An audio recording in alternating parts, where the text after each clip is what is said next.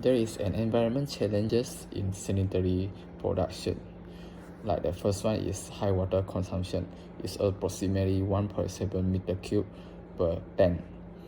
And secondly, the water pollution and white water generation will release the toxic and carcinogen mutagenic substance into our environment like river.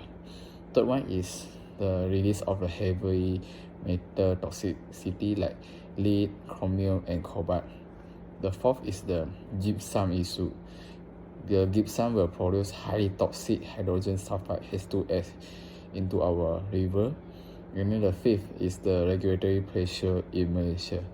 And we do not and during our law we do not encourage the to cross the borderline like the Environment Quality Regulation 2009.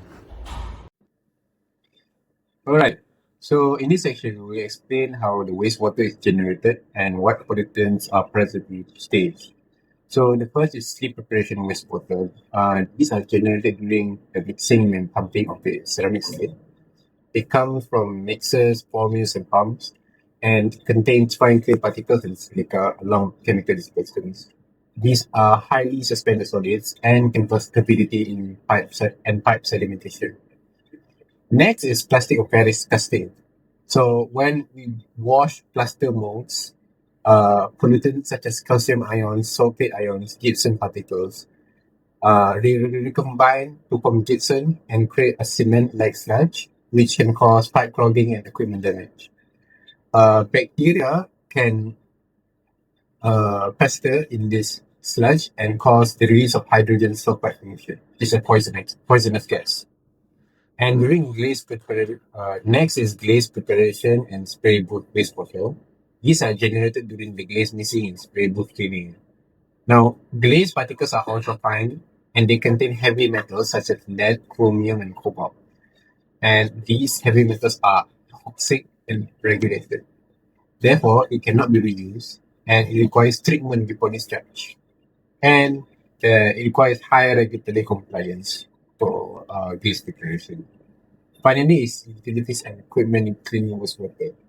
So when you wash down equipment, when you actually use detergents and release calcium and magnesium ions. So you dissolve solids, which increase the hardness of the water. So it reduces water recycling efficiency and increase overall treatment costs.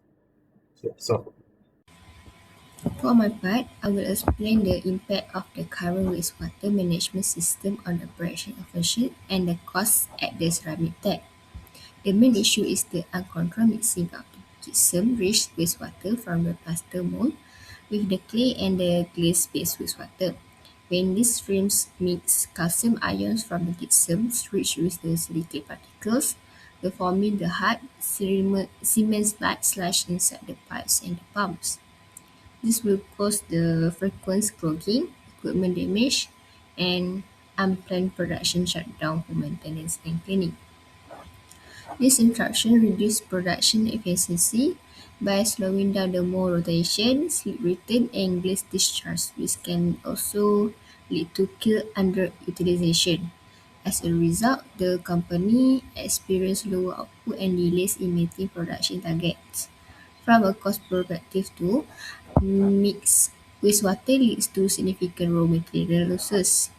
Valuable clay and glaze materials become contaminated and cannot be recovered or reused, forcing the company to purchase more raw materials. In addition, the complex wastewater require higher chemical uses for treatments and increase the freshwater consumption, rising operation and utility costs. Finally, this situation increases the regulatory and safety risks as the mixes influence the makes it harder to comply with the Malaysian Environmental Quality Industry Influence Regulation 2009. Thank you. Now, I will continue with the mitigation ways to control over the wastewater. First is the source reduction strategy.